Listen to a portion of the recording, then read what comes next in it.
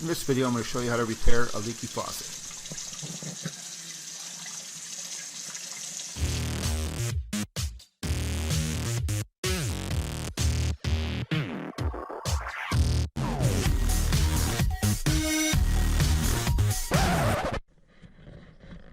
Before you get started, I want you to know what kind of problem you may run into. The problem you may run into is when shutting off the water supply to the faucet, the valve may be in really bad shape and start leaking on you. Now sometimes there are ways to stop the valves from leaking. There's a nut behind the knob. However, mine are in really bad shape. As you can see by this picture, mine are all corroded. I can't even get the screw out of the valve handle, so I'm going to replace them. In order to replace the valves and change the valve inside the faucet, I had to shut the water off at the main. Some tools you will need are a pair of Channellocks and an adjustable wrench, an Allen wrench if you're having issues with your shutoff valve, a Phillips screwdriver, and a tubing cutter. Now that I have the water off, I can remove the handle and remove the cartridge from the faucet. I start by removing the set screw with an Allen wrench.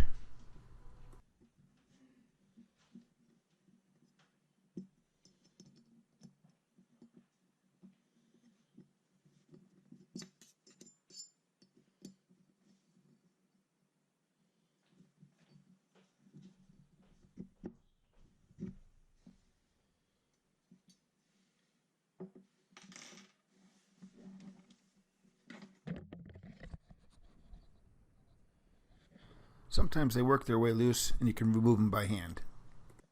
If you can remove it by hand, it's possible retightening the nut will stop the leak. In my case that didn't happen, so I will continue with replacing the parts. I don't have an adjustable wrench large enough to fit the nut, so I'll use a pair of Channellocks and a towel, and the towel so I don't scratch the faucet. When applying pressure to Channellock pliers, make sure to use your fingers and not the palm of your hand, and keep your fingers away from the jaws. If the pliers slip and your fingers and hands are in the wrong place, you will injure yourself. After you remove the cap, you will see the mixing valve for the faucet.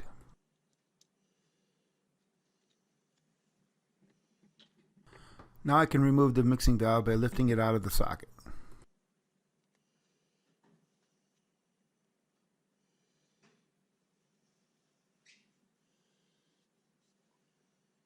After inspecting everything, the mixing valve itself, the metal, and the rubber seals are all worn out. So I will replace all of these parts.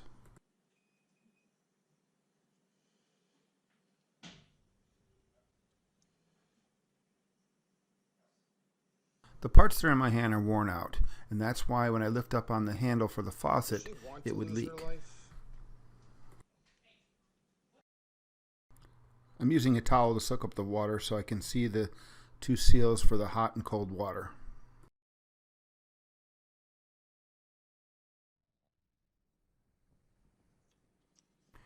These two rubber seals with springs are what controls the water shutoff. If your faucet is dripping, these have worn out. I'm going to take the mixing valve and seal with me to make sure I get the right kit. When picking out a new kit, you want to make sure that the shape of the seal matches and the size of the stem matches. We don't care about the color of the plastic, we want to make sure that the shapes match. They had two kits for this Delta faucet, and you can see these two did not match. The second one was a match and had the same size stem.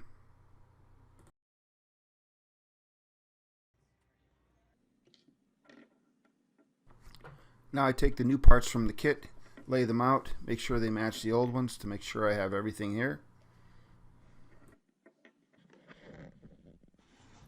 Now I'm ready to install them. I will not be using the O-rings that you see, so I will put them to the side in case I need them somewhere later. If you want to change the O-rings, they're located in this part of the faucet. To change them, you will have to pull the supply line for the sprayer through the faucet body. I chose not to replace these because it's a little difficult pulling the supply line back through the housing.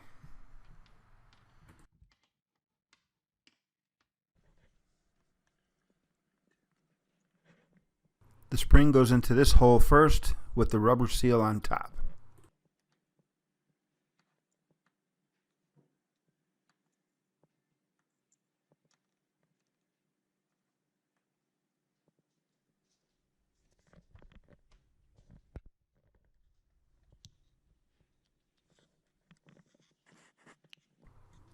There's one for each side, one for the hot and one for the cold.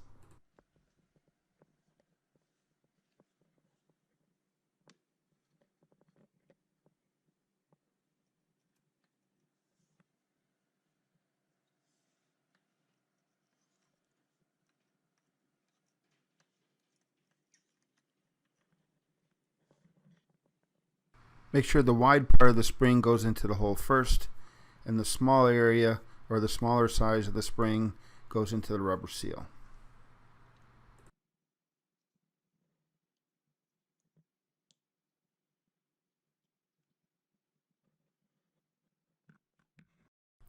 This is what they should look like after they're installed.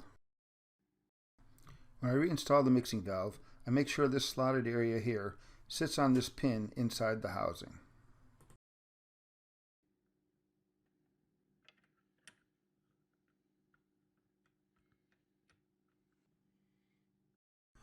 The top seal for the mixing valve can only be installed one way. This little keyway here has to fit into this slot on the housing.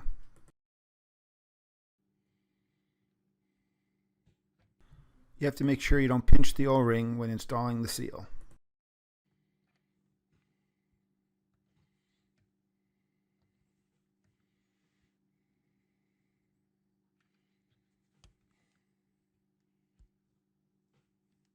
After the seal is pressed in, I reinstall a nut.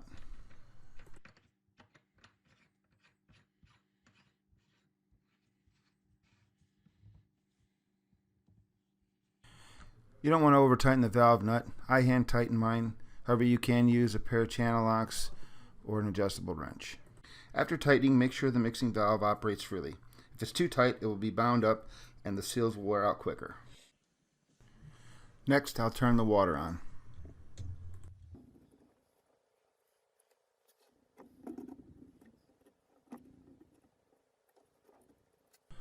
Now I can reinstall the handle. To reinstall, I use the Allen key that came with the kit.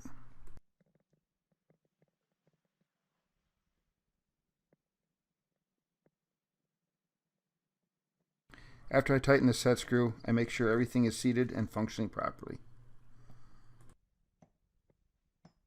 I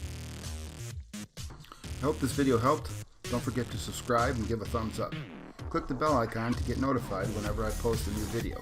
Also, visit me on Facebook. Until next time, thank you for watching.